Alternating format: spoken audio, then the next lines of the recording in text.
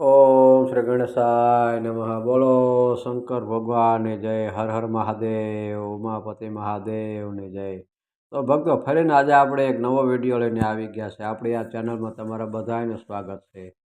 હવે આજે આપણે ફાગણ મહિનાની કથા અંતર્ગત જે આપણે શિવ મહાપુરાણની કથા આપણે સાંભળવાની છે, એ આગળની કથા આપણે આજે આરંભ કરીશું. અને આજના અધ્યાયમાં આપણે દેવી ઉમાનું હિમવાનના હૃદય તથા મેનાના ગર્ભમાં આવવું, ગર્ભસ્થાન દેવીનું દેવતાઓ દ્વારા સત્વન એમનો દિવ્ય રૂપે પ્રાદુર્ભાવ, માતા મેના સાથે વાતચીત તથા નવજાત કન્યાના રૂપે પરિવર્તિત થઈ જવું.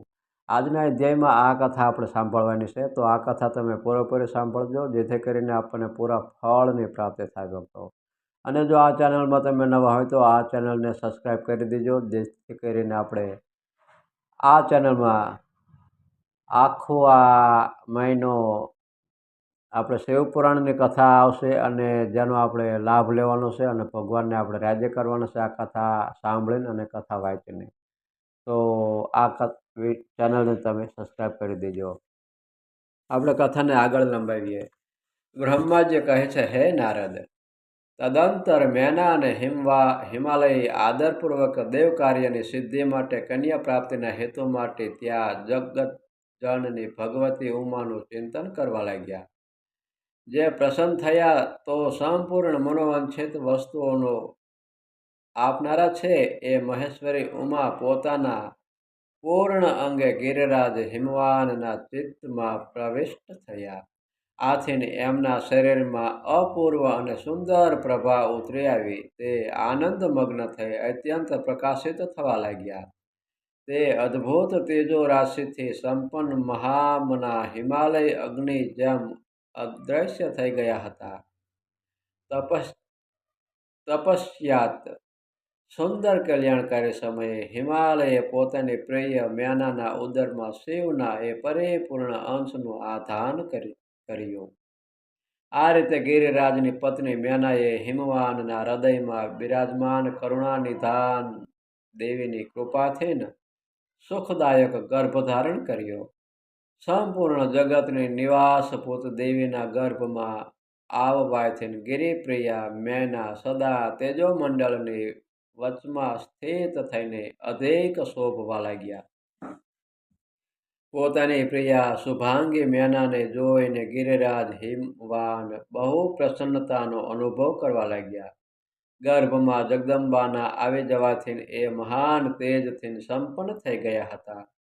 હે મુને, એ અવસરે વિષ્ણુ વગેરે દેવતા અને મુનિઓએ ત્યાં આવીને ગર્ભમાં નિવાસ કરનારા શિવાદેવીની સ્તુતિ કરી અને ત્યાર પછી મહેશ્વરીની વિવિધ પ્રકારે સ્તુતિ કરીને પ્રસન્ન ચિત્તે દેવતાઓ પોતપોતાની ધામે ચાલ્યા ગયા. જ્યારે 9મો મહિનો વીતી ગયો અને 10મો પણ પૂરો થવા આવ્યો, ત્યારે જગદંબા કાલિકાએ સમય પૂર્ણ થવા પર ગર્ભસ્થ શિશુની જે ગતિ થાય છે તેને ધારણ કરી અર્થાત જન્મ લઈ લીધો. એ અવસર પર આદ્યાશક્તિ સતી સાધ્વી શિવા પહેલા મેનાની સામે પોતાના જ સ્વરૂપે પ્રગટ થયા.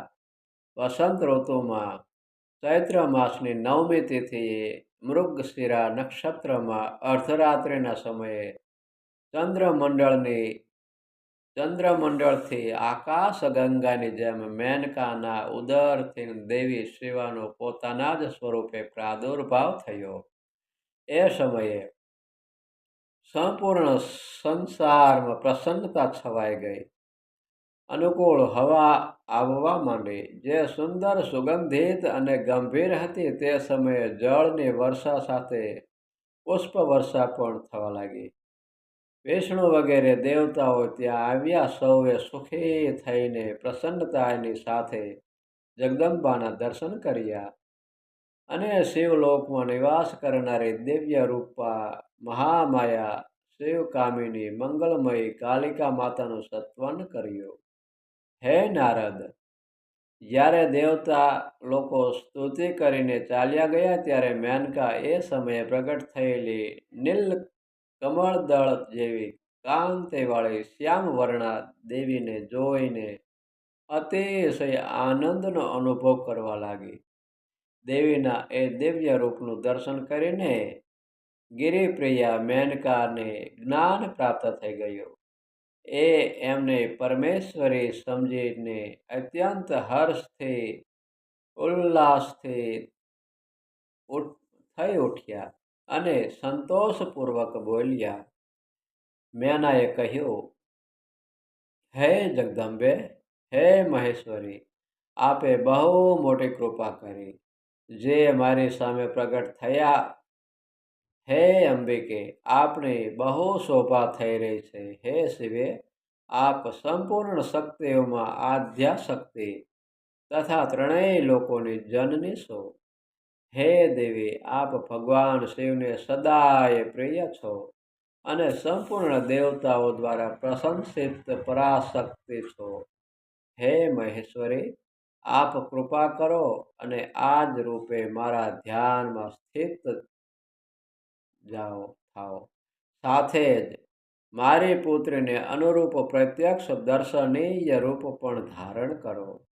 બ્રહ્માજી કહે છે, હે નારદ, પર્વત પત્ની મેનાની આ વાત સાંભળીને અત્યંત પ્રસન્ન થયેલા શિવાદેવીએ એ ગિરિપ્રિયાને આ રીતે ઉત્તર આપ્યો.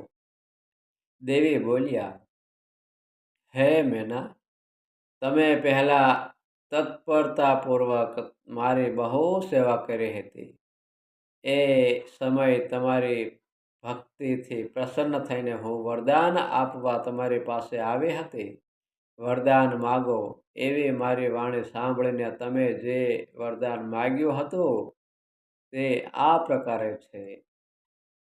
હે મહાદેવી, તમે મારી પુત્રી થઈ જાઓ અને દેવતાઓનું હિત સાધન કરો. ત્યારે મેં તથાસ્તુ કહીને તમને આદરપૂર્વક વરદાન આપી દીધું અને હું મારા ધામમાં જતી રહી. હે ગિરિકામિની, એ વરદાન અનુસાર સમય થયે આજે હું તમારી પુત્રી થઈ છું. આજે મેં જે દિવ્ય રૂપનું દર્શન કરાવ્યું છે એનો ઉદ્દેશ્ય એટલો જ છે કે તેમને મારા સ્વરૂપનું સ્મરણ થઈ જાય. અન્યથા મનુષ્ય રૂપે પ્રગટ થવાથી મારી બાબત તમે અજાણ્યા જ બની રહત.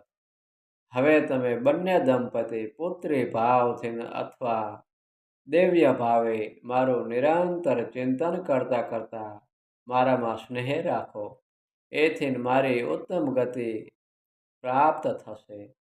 હું પૃથ્વી પર અદ્ભુત લીલા કરીને દેવતાઓનું કાર્ય સિદ્ધ કરીશ. ભગવાન શંભુની પત્ની બનીશ અને સજ્જનોનો સંકટથી ઉદ્ધાર કરીશ.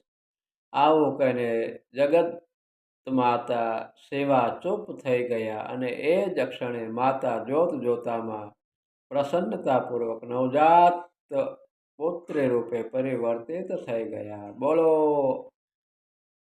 શંકર પાર્વતીની જય, બોલો ઉમા માતાની જય.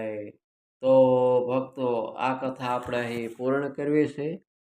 આગળની કથા આપણે આવતા વિડીયોમાં કરશું અને આ વિડીયો તમે બીજા ભક્તોને પણ શેર કરજો, જેથી કરીને બીજા ભક્તોને પણ આ કથાનો લાભ મળે અને પુણ્યની પ્રાપ્તિ થાય. અને આ પણ એક સેવાનું જ કાર્ય છે. તો શક્ય હોય તો આવા સેવાના કાર્ય કરી લેવા, જેથી કરીને ભગવાન આપણી ઉપર ખૂબ જ પ્રસન્ન થશે અને આપણી બધી મનોકામના પૂર્ણ કરશે. તો અત્યારે બસ આટલું જ. મને રજા આપો. આપણે ફરીને એક નવા વિડીયો સાથે મળશું. હર હર મહાદેવ. બોલો શંકર ભગવાનની જય, બોલો પાર્વતી માતાની જય, બોલો ઉમાપતિ મહાદેવની જય. અને કોમેન્ટમાં જણાવજો, હર હર મહાદેવ લખજો. જય શંકર ભગવાન.